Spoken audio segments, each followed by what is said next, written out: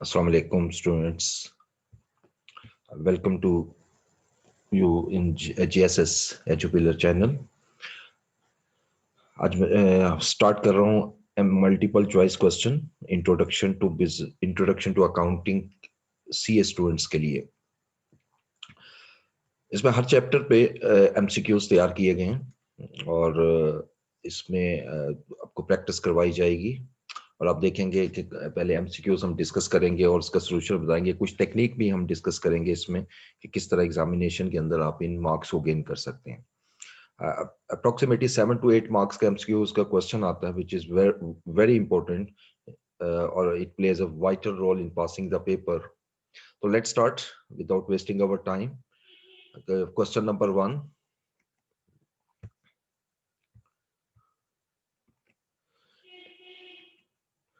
which of the following is not covered under the definition of business? What is a business? Business is any entity whose objective is to earn profit. अब हमने इन चार options में से ये जज करना है कि कौन सी ऐसी एंटिटी है जिसका ऑब्जेक्टिव प्रॉफिट अर्निंग नहीं है। लाइक कमर्शियल एंटिटी, बिल्कुल इसका भी ऑब्जेक्टिव प्रॉफिट अर्निंग है। सर्विस इंडस्ट्री, इसका भी ऑब्जेक्टिव प्रॉफिट अर्निंग है। Manufacturing industry, cooperative society is the only industries whose objective is not to earn profit, therefore it will not cover under the definition of business, hence the option will be D. Second MCQs देखते हैं, which of the following is not a type of business? ये बड़ा important होता है not, यानी अब आपने देखना है कि ये सारी की सारी इसमें सब जो है वो टाइप ऑफ बिजनेस स्वाय एक के। तो इसमें अगर देखें soul tradership type of business है। गवर्नमेंट ऑर्गेनाइजेशन जो है that is not a type of business, it's not a type of business. Government का ऑब्जेक्टिव जो है वो प्रॉफिट अर्निंग नहीं होता और उनका ऑब्जेक्टिव बिजनेस करना नहीं होता, बल्कि पूरी की पूरी गवर्नमेंट को ऑपरेट करना होता है। पार्टनरशिप और लिमिटेड लाइबिलिटी कंपनीज जो हैं ये भी बिजनेस में कवर होंगी। So the correct option is option B. MCQ number 3 में हम मूव करते हैं। From legal point of view, which of the following statement is true in the context of sole tradership? यहाँ legal point of view से देखना, law के point of view से कि कौन सी statement true है in the context of sole tradership. Sole tradership is a business in which there is only one owner, एक single, जिसको one man show कह सकते हैं, जिसमें एक ही person है और वही business run कर रहा है। इसमें फर्स्ट ऑप्शन है sole tradership business and businessman shall be treated as separate, yani mean separate entities. Second, profit of the business is not fully enjoyed by the owner. ये तो wrong statement नजर आ रही कि profit of business is not enjoyed by the owner, क्योंकि जो single owner है जितना भी business का profit सारा ही सारा owner enjoy करेगा। It's very clear. C option, the assets of the business are not related to the business. देखिए बिजनेस के एसेट जो है वो कह रहे हैं बिजनेस से रिलेट नहीं करते, that is also not a correct option. So the liabilities of sole tradership is unlimited. जो सोल ट्रेडरशिप की लाइबिलिटी है वो अनलिमिटेड है। It is also a wrong statement. Liability of sole tradership unlimited. Yes, what is unlimited? The companies unlimited को हम define करते हैं कि when the company's assets, your business assets are not sufficient to meet the obligation of the business, then the owner will be entitled to pay that liabilities. तो इसमें option D बनेगी। MCQ number 4, if the liability is due and business has not sufficient funds to discharge, then it shall become personal obligation of the businessman under sole proprietorship business. The term is referred to as, ठीक है। तो इसमें देखें limited, if the liability is due और business के पास sufficient funds नहीं है कि उसको डिस्चार्ज कर सके, ठीक है, तो वो बिजनेसमैन की पर्सनल ऑब्लिगेशन बनेगी। अभी मैंने आपसे क्वेश्चन नंबर 3 में भी ये डिस्कशन की, तो उसका जो करेक्ट आंसर है वो देखते जाएं। पहले चार ऑप्शन देख लें। सो लिमिटेड लाइबिलिटी नहीं हो सकती, ठीक है। Unlimited liability yes, insolvency none of the above, ठीक है। तो इंसॉल्वेंसी तो वो है कि जब उसकी पर्सनल प्रॉपर्टीज भी सफिशिएंट ना हो कि उसको डिस्चार्ज कर सकें, तो option B is the correct answer. उसके बाद क्वेश्चन नंबर 5 में देखें, which of the following are 3 features of partnership business? अब पार्टनरशिप बिजनेस के कई फीचर्स होते हैं, इसमें से हम 3 फीचर जो है वो आइडेंटिफाई करेंगे इसमें से। तो ये ए ऑप्शन, बी ऑप्शन। अब ए ऑप्शन में अनलिमिटेड लाइबिलिटी, यस ये पार्टनरशिप बिजनेस की फीचर होता है। परपेचुअल सक्सेशन, ये जो फीचर है ये कंपनी से रिलेट करता है, तो लिहाजा इसमें चूंकि परपेचुअल सक्सेशन आ रहा है, it can not be a correct answer.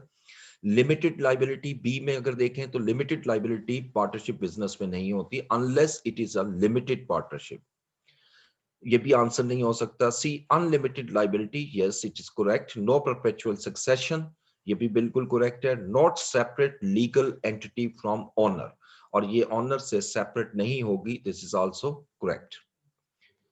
ठीक है, तो ऑप्शन जो है वो सी ही बन रही है। डी में भी अगर आप देखें तो लिमिटेड लाइबिलिटी और परपेचुअल सक्सेशन जो दो हैं वो सोल ट्रेड पार्टनरशिप बिजनेस के फीचर्स नहीं है, तो option C is the correct answer. Now you can see, अब क्वेश्चन नंबर 6 से स्टार्ट करते हैं। The minimum and maximum partners in a partnership business should be, ये तो is a very easy question, आपने बुक से पढ़ा होगा कि मिनिमम 2 होते हैं और मैक्सिमम जो है वो 20 होते हैं। So option B is the correct answer. ठीक है जी, और अगर हमारी बैंकिंग बिजनेस है तो मैक्सिमम जो है वो आपके 10 होंगे, तो option B is a correct option. Question number 7, which of the following is not a feature, again not आ गया, यानी इट मींस कि इनमें से एक ऐसा है जो लिमिटेड लाइबिलिटी कंपनी का फीचर नहीं है। ठीक है, परपेचुअल सक्सेशन, अभी मैंने एमसीक्यू नंबर 5 डिस्कस करते हैं आपको बताया था कि परपेचुअल सक्सेशन पार्टनरशिप का फीचर नहीं है, ये कंपनी का फीचर है। तो क्वेश्चन की रिक्वायरमेंट नोट है, तो इसका मतलब ये, इसको तो हम आंसर नहीं कहेंगे। B is the common seal, yes common seal क्या है कि कंपनी की जो कॉन्ट्रैक्ट होते हैं वो कंपनी की अपनी सील से होते हैं। Company itself is a basic, we can say company जो है वो बेसिकली एक आर्टिफिशियल पर्सन है, यानी mean it can enter into a contract with other person और विद अदर कंपनी, तो ये भी ऑप्शन नॉट में नहीं आएगी, ये बिल्कुल उसका फीचर है। थर्ड, नेचुरल पर्सन, जैसे अभी मैंने आपसे बात की नेचुरल पर्सन, और ये नेचुरल पर्सन जो है वो उसका फीचर नहीं है, इसका जो फीचर है वो आर्टिफिशियल पर्सन है। So option C is the correct answer. MCQ number 8 देखते हैं हम। Financial accounting is a term that describes, अब इसमें ये 4 ऑप्शंस हैं, 2 ऑप्शन है, इसमें बताना है कौन सी स्टेटमेंट जो है वो करेक्ट है और कौन सी ट्रू है। इज आर, यानी एक भी हो सकती है, दो भी। Maintaining a system of accounting records for business transactions and other items of financial nature. Yes, it is a correct statement. Reporting the financial position and financial performance of an entity in a set of financial statement. देखिए, जिस वक्त हम accounting करते हैं तो उसका objective क्या होता है कि हम जितनी भी बिजनेस ट्रांजैक्शंस हैं, चाहे फाइनेंशियल नेचर की हैं या नॉन फाइनेंशियल नेचर की, उसको हम बिजनेस के अंदर रिकॉर्ड करें। ठीक है, तो यहाँ पर पहले स्टेटमेंट तो ठीक है, और फिर जब रिकॉर्ड कर देते हैं तो ईयर एंड पे हमने एक रिपोर्ट देनी होती है, और उस रिपोर्ट के थ्रू जो कि स्टेटमेंट ऑफ फाइनेंशियल पोजीशन और परफॉर्मेंस होती है, उसके थ्रू हम उसको प्रेजेंट करते हैं कि हमारे बिजनेस को कितना प्रॉफिट हुआ है या कितना लॉस हुआ है या बिजनेस की वर्थ क्या है। सो तो बोथ स्टेटमेंट्स आर ट्रू और option is C. So the next question 9, which of the following statement is not true in the context of chart of accounts, ये भी आपने पढ़ा होगा what is a chart of accounts। ठीक है, unique code and heading for each account head, absolutely correct, क्योंकि account heads में जितने अकाउंट हेड्स हैं उन सबको आप एक यूनिक कोड जो है वो देते हैं। लाइक एसेट को अगर आपने कोड 1 दिया, लाइबिलिटीज को 2 एस और इक्विटी को 3 एंड सो ऑन, तो that is a unique code, और फिर उसके बाद फिर उसके जो सब हेड्स होते हैं उनको सेपरेट कोडिंग की जाती है। The structure and heading in the list aims to result in consistent posting of transaction, absolutely correct, क्योंकि जो आप कोडिंग करते हैं उसका ऑब्जेक्टिव ये होता है कि आप एक ऐसा स्ट्रक्चर डेवलप कर दें ताकि वो आप पोस्टिंग जो है कंसिस्टेंट कर सके। See, the aim of chart of account is to ensure that all transactions are recognized in accordance with the requirement of business। ठीक है जी, ये भी बिल्कुल ठीक है। The aim of chart of account is to calculate profit और loss of the business. देखिए, chart of accounts का हर किसी ऑब्जेक्टिव नहीं है कि वो प्रॉफिट और लॉस हम उससे कैलकुलेट कर सके। सिर्फ ट्रांजैक्शंस की कंसिस्टेंसी, करेक्टनेस जो है वो इंश्योर की जाती है through this chart of accounts. तो option D is the answer. Question number 10, the evidence of each business transaction is kept in the form of vouchers. Which of the following is not covered under the type of vouchers? अब different vouchers होते हैं, कभी हम payment receive करते हैं, कभी हम payment कर रहे होते हैं, cash receipt voucher, cash payment voucher, bank receipt voucher, bank payment voucher, general vouchers, ये तमाम वाउचर्स की फॉर्म्स हैं। तो इसमें से वो कह रहे हैं कौन सी वाउचर नहीं है। तो फर्स्ट इज जनरल वाउचर, ये बिल्कुल उसकी टाइप है। सेकंड कैश रिसीट वाउचर, ये भी हम उसी में कवर करते हैं, अभी जैसे मैंने आपको बोला। सी परचेज इनवॉइस वाउचर, ये परचेज इनवॉइस वाउचर जो है ये वाउचर की टाइप में कवर, फॉर्म में कवर नहीं होता, तो आंसर सी होगा। लेकिन डी को भी देख लेते हैं, बैंक पेमेंट वाउचर, ये बिल्कुल पेमेंट वाउचर जो है ये वाउचर की फॉर्म है। So option C is the correct answer, क्योंकि वो इस वाउचर की डेफिनेशन में कवर नहीं होगा। उसके बाद question number 11, which of the following statement is correct. इसमें से एक स्टेटमेंट जो है वो हमारी करेक्ट है। ये चार स्टेटमेंट्स हैं, 4, इसमें से अब एक स्टेटमेंट जो करेक्ट है, segregation of duties. Segregation of duties ये होता है कि हम हर पर्सन को, एम्प्लॉय को एक सेपरेट रिस्पॉन्सिबिलिटी दे देते हैं और वो उसका रिस्पॉन्सिबल होता है। So segregation of duties is important in organization where one person is fully responsible for completion of transaction till its approval without being involved other person. This is not a correct statement. ठीक है, उसकी reason ये है कि अगर वो तमाम काम खुद करेगा टिल अप्रूवल, यानी अप्रूवल भी वही करेगा, तो यहाँ पर कंट्रोल सिस्टम जो है वो लॉस्ट हो जाता है ऑर्गेनाइजेशन का। तो ये करेक्ट स्टेटमेंट नहीं है। The akin transaction should not be necessarily in sequential number, यानी एक जैसी ट्रांजैक्शन जरूरी नहीं है कि वो सीक्वेंशियल नंबर्स में हो। ठीक है, तो इस ऐसी स्टेटमेंट जो अभी क्लियर नहीं होती तो हम एक एज अ स्टूडेंट मैं इसको for the time being ignore करूंगा। इसके बाद देखें, audit trail is not important. It will automatically be initiated at the time of external audit. Not at all. Audit trail is the process जिसके through आप जो है अपनी errors को, अपने inefficiencies को, अपने irregularities को identify कर सकते हैं। अगर कोई transaction change होती है तो accounting system के अंदर software के थ्रू audit trail run करते हुए हम इसको check करते हैं। So the accounting record should be kept and maintained for a minimum of 5 years from the year end. Yes, it can be a correct statement. It is a correct statement क्योंकि आपका जो 5 years तक maintenance का record है ये international law है। Next question number 12, the objective of financial statement is to calculate profit or loss of the business. ये तो रिस्ट्रिक्ट कर गया है इसको कि प्रॉफिट और लॉस कैलकुलेट करना है। To provide financial information to all stakeholders.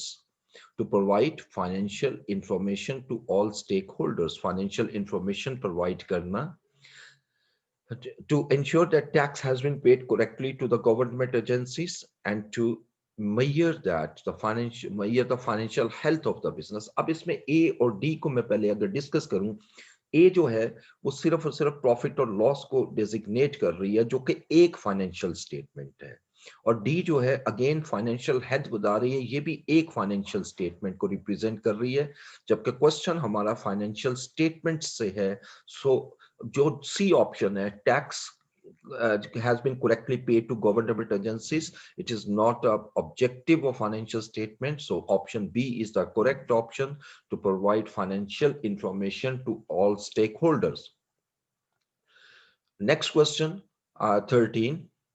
Honor withdrew cash from business for personal use is a business transaction. Which of the following accounting concept is related to this statement? अब इसमें first accounting concept going concern.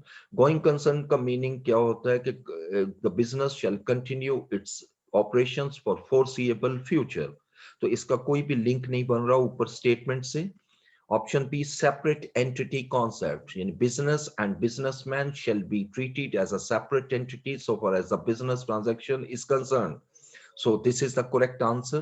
Prudence concept हमें बताता है Losses should be recognized immediately, but the profit should be recognized when realized. And the D is the matching principle ke income and expenses for the business must be matched. So the option B is the correct option. Next question 14. GAAP stands for, अब इस ये basically इसमें चार words हैं, generally accepted accounting principles, practices, auditing principle, auditing practices. पहले सी और D तो वैसे ही आंसर नहीं हो सकते। अब यहाँ पर कंफ्यूजन होती है अकाउंटिंग प्रिंसिपल और अकाउंटिंग प्रैक्टिसेस, तो ऑप्शन ए जो है that is a correct option, generally accounting accepted accounting principles.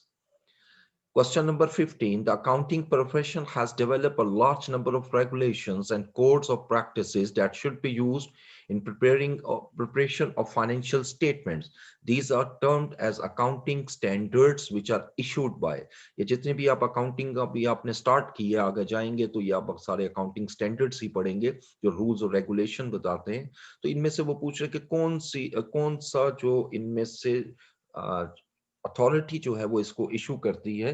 तो एक तो interpretation committee, then international financial reporting board, financial international accounting standard committee और इंटरनेशनल अकाउंटिंग स्टैंडर्ड बोर्ड। ठीक है, जो बेसिकली बोर्ड का काम होता है, तो option D is the correct option.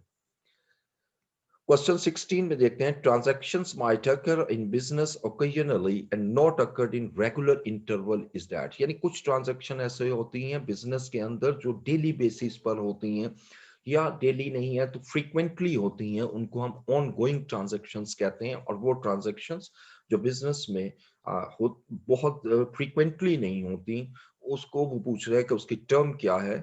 So ongoing transaction मैंने अभी explain किया, it is not answer. One off transaction, yes, that can be answer, लेकिन अभी मैं इसको final नहीं करूंगा। Third option, capital transaction, not at all.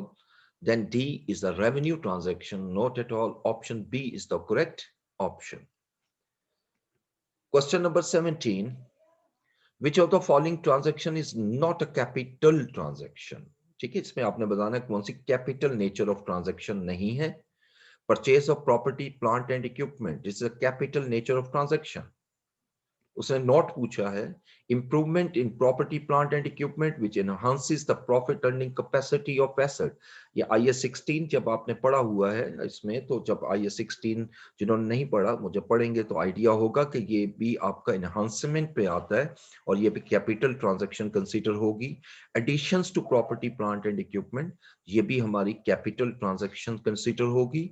Running and ongoing cost of property, plant and equipment, जब आप कोई एसेट बाय करते हैं उसके बाद आप उसको कंटिन्यूसली यूज करते हैं तो उस पे जो एक्सपेंसेस आएंगे जो उसके प्रॉफिट अर्निंग कैपेसिटी को या उसके जो एफिशिएंसी को एनहांस नहीं करते, इंक्रीज नहीं करते, उसको हम रेवेन्यू एक्सपेंडिचर कहते हैं। तो ये कैपिटल एक्सपेंडिचर नहीं है, option D and that is the correct answer.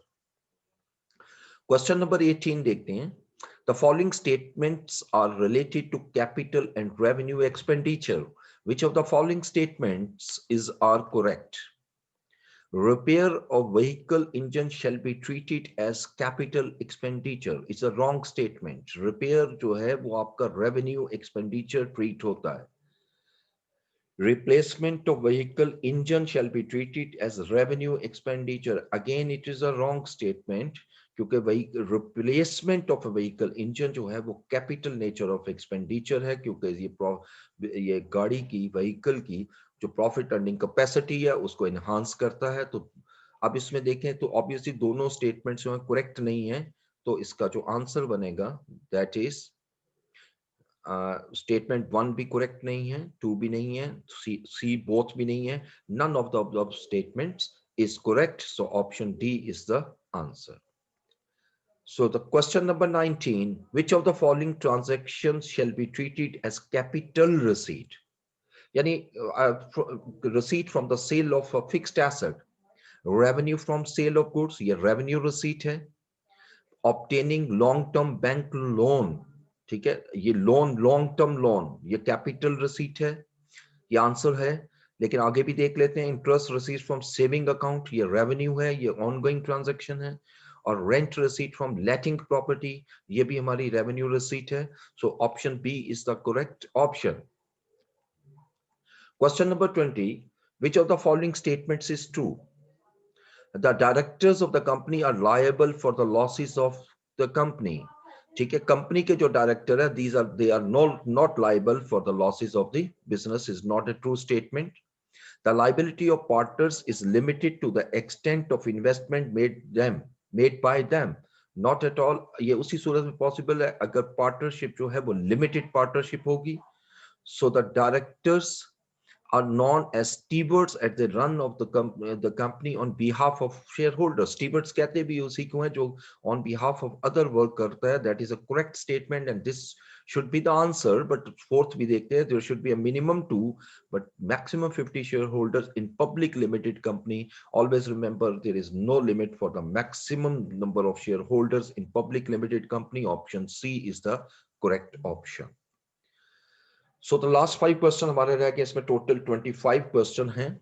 Which one of the following user group requires detailed financial information? देखिए वो different stakeholders होते हैं या user groups होते हैं जिनको financial information चाहिए, लेकिन सबसे हर एक को उसकी requirement के मुताबिक information चाहिए. Detail किसको चाहिए?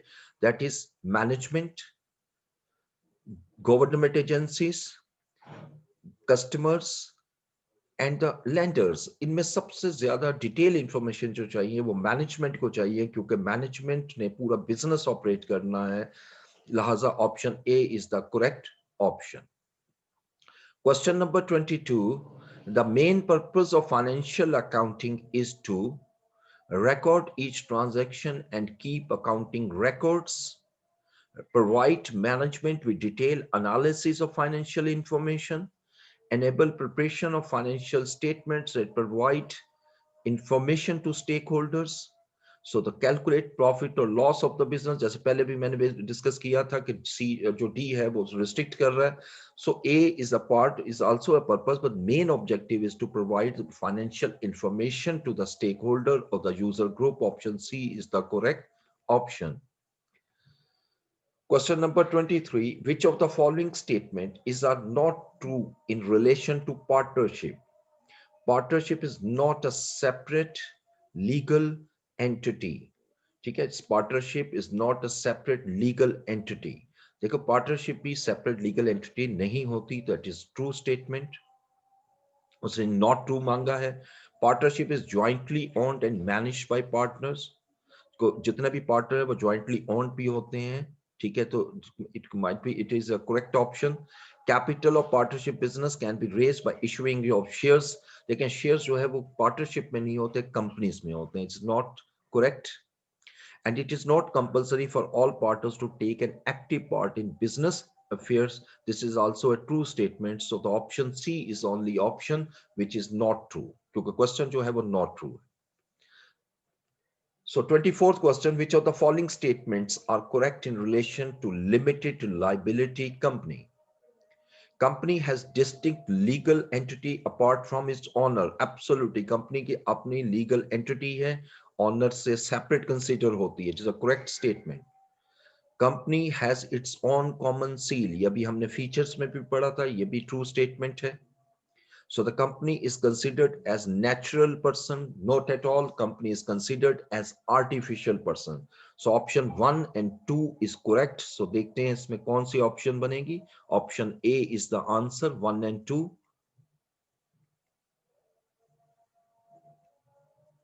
So option A. So this is the last question. 24 MCQs थे.